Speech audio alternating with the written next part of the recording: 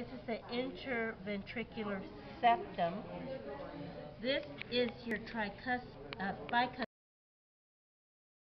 there, and the cusp here. So the cusps are just that fibrous kind Yeah, of? that white stuff. It looks like a membrane, but it's white. This. Okay. This is your coordinate tendinate, these strings.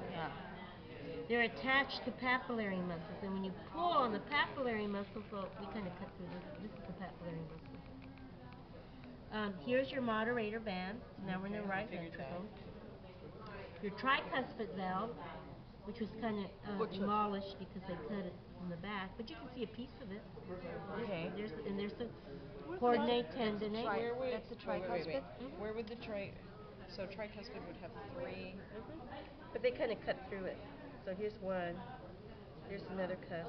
Did you say the moderator band is that thick one? That thick one is the moderator band. See, at least you can see that really clearly. But the cusps are just those.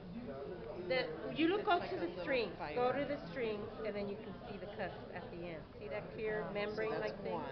There's one. And the other ones are on the other side. Yeah, and I think some of them were. Yeah, here's another one. Here's the papillary muscle. Sorry. Oh well. You have one. That's all you need. Is the moderator always on the right side or is it?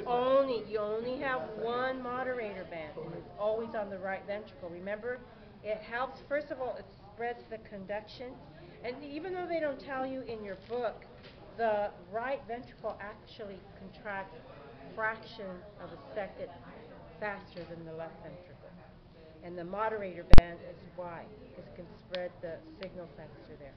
It also prevents the right ventricle from filling up too wide. It can only go to the length of that moderator band. So it moderates conduction, and it moderates the filling of the right ventricle. Okay, so now you have the papillary muscles, which you can see from the coordinate tendinate. See how it's pulling? Yeah.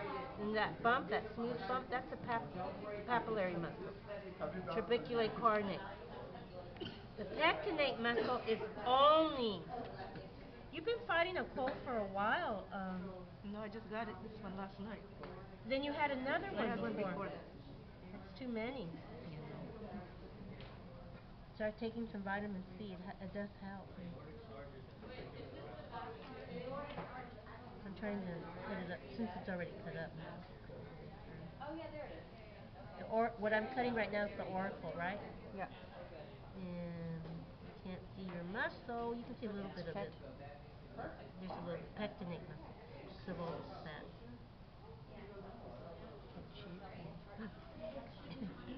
So that would have been the pectinate muscle.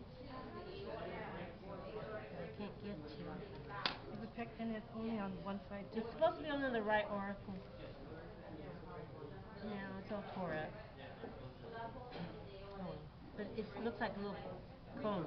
Teeth on the cone. What? It looks like little teeth on the cone. I want to see you showed it. And I'll show you in another one. This one doesn't really have. There's a little pieces of it. See the little stringy. Okay, so you got everything. You have everything. It's just that the back of your heart was kind of demolished. Now, for you to see your pulmonary valve and your aortic valve, what you do. And it's easier to start from the front, so you know this is the pulmonary trunk, right? Oh, your branch is missing too. I know. Yeah. It's all right. You have other hearts that you can look at. So when you go through here, you're going to see, and it's actually just really an infolding. Let me see if you have. And it looks whitish. Look in there. Yeah. That's your pulmonary semilunar valve. You just only have a little piece of it. Can you see it? The white. Now, can we see the fossa ovale on there? No, you can't. It's just a dead eyes or combination of everything? Combination of everything. So when you say kind of white, yeah, kind of whitish, because it's just it's a lighter color. It's not really white. Not white. It's not white like the fat is. It's sort of a light pink. Yes, exactly. Okay. I would have said light beige, but I'm not sure. That's the pulmonary semilunar valve. Now you want the aortic semilunar valve. A lot of times this one's easier to see.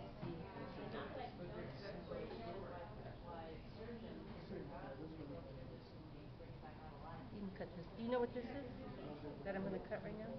It's like Yeah, this is the interventricular septum, but what goes down there? Isn't that the foramen? No? Remember the branches that send the conduction?